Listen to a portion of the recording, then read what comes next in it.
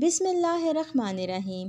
بخاری شریف جلد اول میں ہے، حضرت ابن عباس رضی اللہ تعالیٰ عنہ سے مروی ہے کہ انہوں نے کہا، میری خواہش ہے کہ میں امیر المومنین حضرت عمر رضی اللہ تعالیٰ عنہ سے یہ معلوم کروں کہ نبی کریم کی بیویوں میں سے وہ کون دو بیویاں تھیں جن کے بارے میں اللہ کریم نے سورۃ التحریم میں ذکر کیا ہے۔ آپ کہتے ہیں، ایک مرتبہ میں نے حضرت عمر رضی اللہ تعالیٰ عنہ کے ساتھ حج کیا۔ آپ راستے سے مڑے تو میں بھی چھاگل لے کر ان کے ساتھ مڑا۔ وہ آگے چل دیے اور اپنی حاجت پوری کی۔ جب واپس آئے تو میں نے ان کے ہاتھوں میں پانی ڈالا۔ انہوں نے وضو کیا تو میں نے ان سے پوچھا، اے امیر المومنین، اللہ کے نبی کی ازواج میں سے وہ کون سی دو تھیں جن کے بارے میں اللہ عز و جل نے فرمایا ہے، اگر تم دونوں اللہ کی جناب میں توبہ کرو تو بہتر ہے۔ حضرت عمر نے فرمایا، اے ابن عباس، آپ پر تعجب ہے، یعنی آپ کو پتہ نہیں؟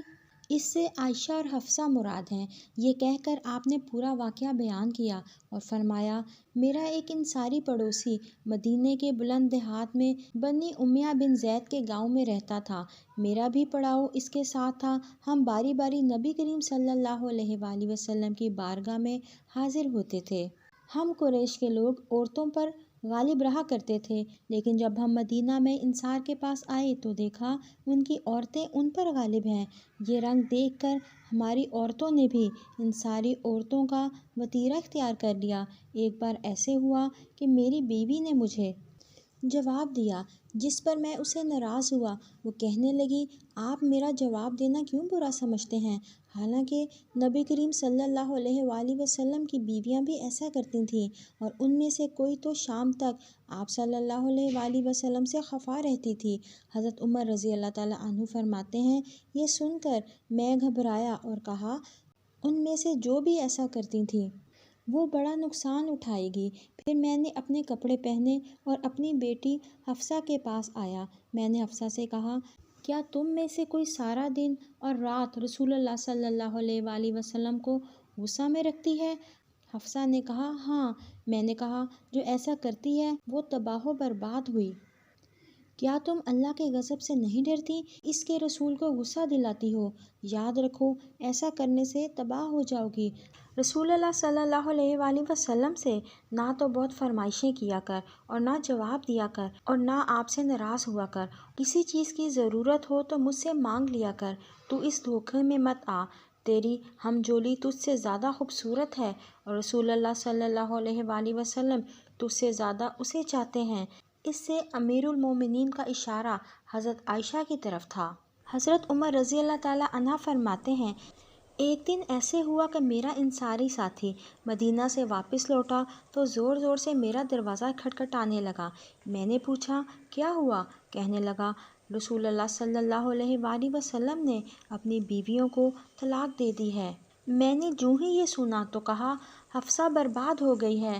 میں تو پہلے ہی سمجھ گیا تھا کہ ایسا ہونے والا ہے۔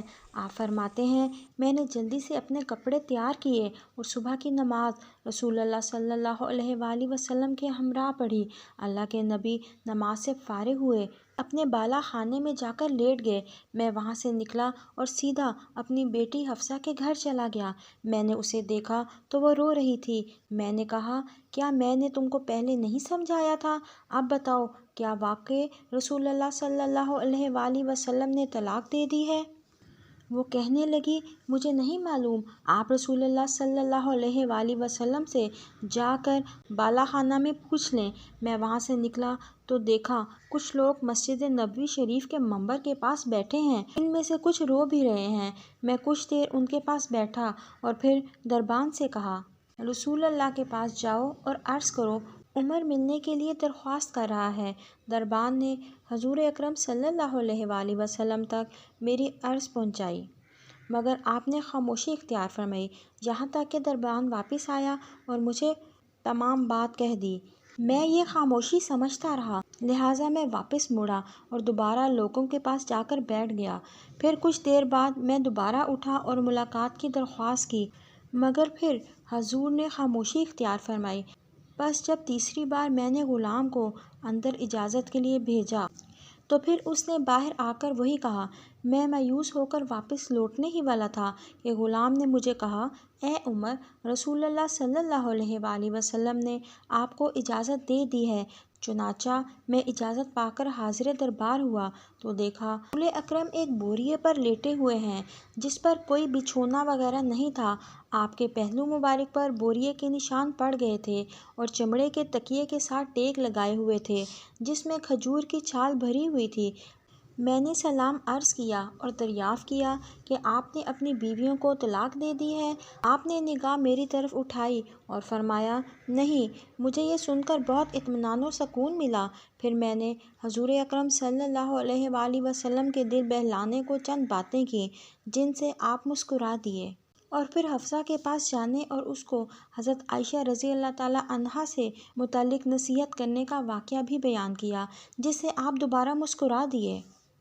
روایات میں ملتا ہے کہ حضور اکرم صلی اللہ علیہ وآلہ وسلم نے ایک بار حضرت حفصہ رضی اللہ تعالیٰ عنہا کو طلاق دے دی تھی۔ یہ طلاق رجعی تھی۔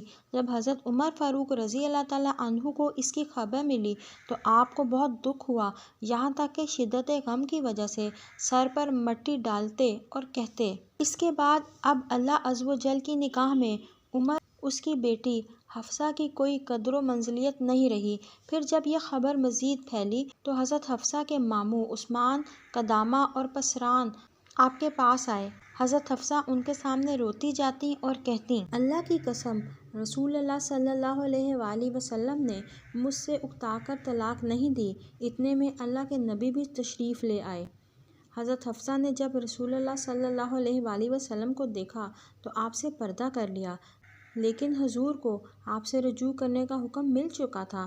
چنانچہ حدیث پاک کے الفاظ کچھ یوں ہیں کہ حضرت قیس بن زید سے روایت ہے کہ رسول اللہ صلی اللہ علیہ وآلہ وسلم نے حضرت حفصہ کو ایک مرتبہ طلاق دی اور پھر رجوع فرما لیا۔ اس کی وجہ یہ تھی کہ حضرت جبرائیل علیہ السلام نے آپ سے کہا، آپ حفصہ سے رجعت کر لیں کیونکہ وہ بہت روزہ رکھنے والی اور بہت نماز پڑھنے والی ہیں اور جنت میں بھی آپ کی زوجہ ہوں گی۔